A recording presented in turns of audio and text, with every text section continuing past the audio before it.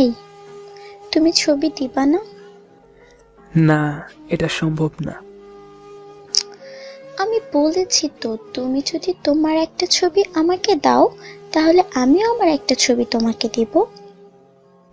না, আমার লাগবে না। আমি কতবার বলেছি আমি দেখতে একটুও সুন্দর না। তবুও তুমি বারে বারে ছবি চাও কেন?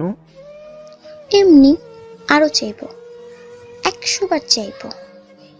তুমি আমাকে আর মেসেজ দিবা না, আর আমিও আজকের পর থেকে আর ফেসবুকেই আসবো না। বাই, ভালো থেকো। আমার সাথে কথা না বললে আমি মরে যাব। আমি কলেজে যাব না, কিছু খাবো না, সারাদিন না খেয়েই থাকবো। বাপ্পি অফলাইনে চলে গেল। পুতুল অনেক মেসেজ দিল, কিন্তু কোনো রিপ্লাই আসলো না। ওরা একে অপরকে অনেক ভালোবাসে, কিন্তু কেউ কাউকে দেখেনি। না দেখেই একে অপরকে অনেক ভালোবাসে। প্রতিদিনই বাপ্পিকে দেখার জন্য পুতুলের সাথে বাপ্পির কথা কাটাকাটি হয়, কিন্তু বাপ্পি ছবি দিতে রাজি হয় না।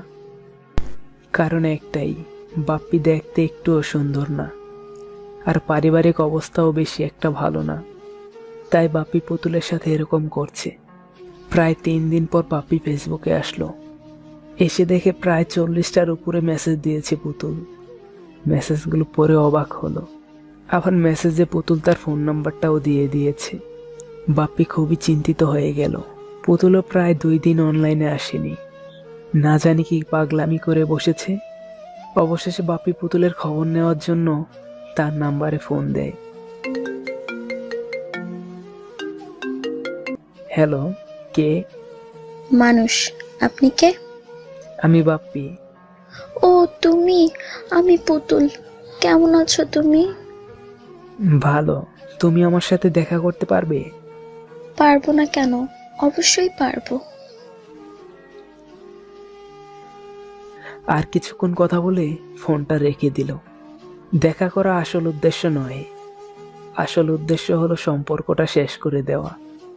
বাপ্পি জানতো পুতুল বাপ্পিকে দেখলে কোনোদিনও পছন্দ করবে না, আর তাই আগে থেকেই সবকিছু সমাধান করতে কাল দেখা করতে যাবে। দেখা করার দিন বাপ্পি পার্কের একটা টেবিলে বসে আছে। বাপ্পি বারে বারে আর চোখে একটা মেয়েকে দেখছে। অনেক সুন্দর করে হিজাব করে এসেছে মেয়েটা। কিছুক্ষণ পর ব্যাগ থেকে ফোন বের করে কাকে যেন ফোন দিল।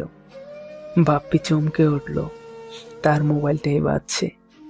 মেয়েটা ঘুরে তাকালো বাপ্পির দিকে। দুজন দুজনের দিকে তাকিয়ে আছে। পুতুল আস্তে আস্তে এগিয়ে গেল বাপ্পির দিকে। তুমি বাপ্পি? হ্যাঁ, আমি। তো এই অবস্থা কেন? আমি তো আগেই বলেছি আমি অনেক গরিব, আমি দেখতেও ভালো না। তাই বলে এই অবস্থা? পায়ে কি এটা? স্যান্ডেল জুতা কেন? আমার এই এক জোড়া জুতো, এটা ছাড়া আর আমার কোনো জুতো নেই। আর এটা কি শার্ট পরেছো? এটা কি খাটের নিচ থেকে বের করেছো? এত কুচকানো কেন? এটা আমার কলেজ ড্রেস, আর এটাই আমার ভালো কাপড়। মানে কলেজ ড্রেস? এই, তুমি আর একটা কথাও বলবে না। এক্ষুনি এখান থেকে যাও, যাও এখান থেকে। বাপ্পি কথাগুলো শুনে আর থাকতে পারলো না। চোখ দিয়ে অঝরে পানি পড়ছে। যে মানুষটা তাকে সবচেয়ে বেশি ভালোবাসতো, সেই মানুষটাই তাকে এত অপমান করলো। কথাগুলো ভাবছে আর কাঁদছে। রাস্তার একটা কিনার ধরে হেঁটে চলেছে। সুন্দর হয়ে জন্ম নিতে পারেনি, এটাই কি দোষ? আর পৃথিবীতে সবাই তো ধনী হতে পারে না।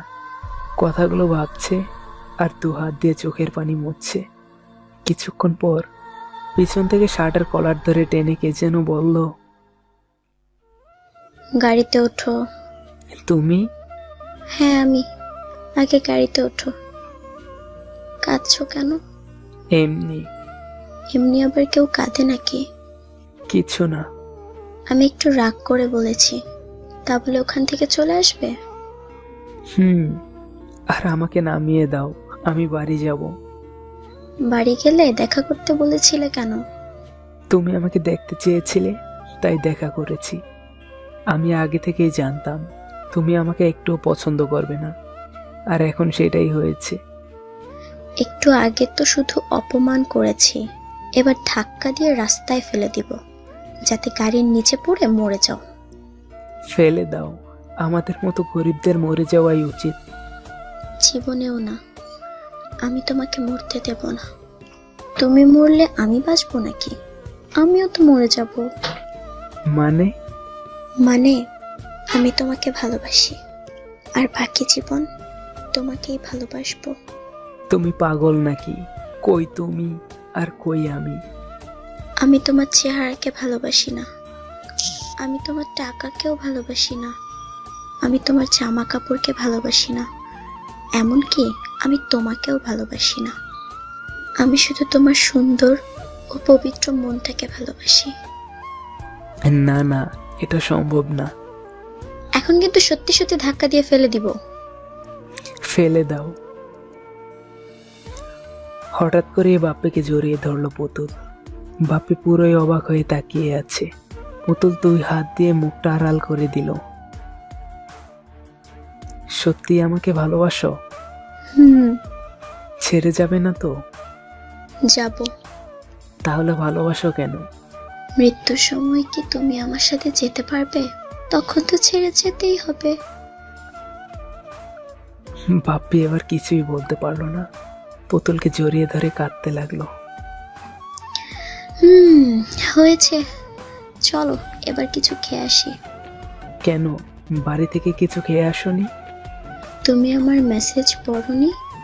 হ্যাঁ পড়েছি তো। ও মা, তুমি এখনো কিছু খাওনি?